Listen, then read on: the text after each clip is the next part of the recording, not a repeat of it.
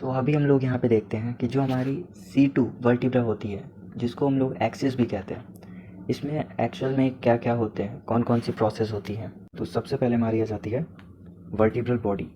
ये जो आप देख रहे हैं ये होती है हमारी C2 की वर्टिब्रल बॉडी।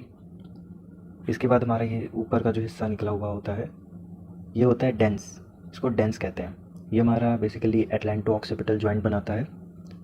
और डेंस का जो हमारा एंटीरियर पार्ट है ये होता है एंटीरियर आर्टिकुलर फेसेट, और इसी का जो पोस्टीरियर पार्ट होता है इसको कहते हैं पोस्टीरियर आर्टिकुलर फेसेट। अगर हम इसको पोस्टीरियरली देखेंगे तो यहाँ पे पीछे एक हमारी प्रोसेस होती है जिसको कहते हैं स्पाइनस प्रोसेस, और इसके बीच का जो हमारा गैप होता है इसको हम लोग कहते हैं वर्टिबल फोरामेन। और वर्टिबल फोरामेन की जो वॉल होती है, जो आर्च होती है, उसको कहते हैं वर्टिबल आर्च। यहाँ पे हमारे दो फेसेट दिखाई देते हैं।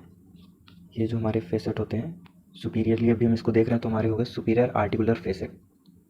सुपीरियर आर्टिकुलर फेसेट के जस्ट साइड में हमारे एक और फोरामेन होता है जिसको कहते हैं ट्रांसवर्स फोरामेन। अब ट्रांसवर्स फोरामेन है तो इसके साइड में हमारा ट्रांसवर्स प्रोसेस होता ही होता है। अब ट्रांसवर्स प्रोसेस अगर हम इसको इन्फीरियरली देखेंगे तो इन्फीरियरली हमें दिखाई देगा सबसे पहले इंटरवर्टिबल सरफेस, जिसमें हमारी नेक्स्ट जो C3 वर्टिब्रा होती है वो आर्टिकुलेट होती है। अब इंटरवर्टिबल सरफेस के बाद आता है हमारा ये इन्फीरियर आर्टिकुलर फेसेट जो हमारा इन्फीरियरली प्रेजेंट होता है। अब इन्फीरियर आर्टिकुलर फेसेट जो हमारा होता है ये इन्फीरियर आर्टिकुलर प्रोसेस में होता है। तो ये बेसिकली हमारी C2 वर्टिब्रा होती है जिसको एक्सिस कहते हैं। इसके सारे फीचर्स, सारे जो हमारे साइड डिटर्मिनेशंस हैं वो हम देख लिए हैं अभी इसमें।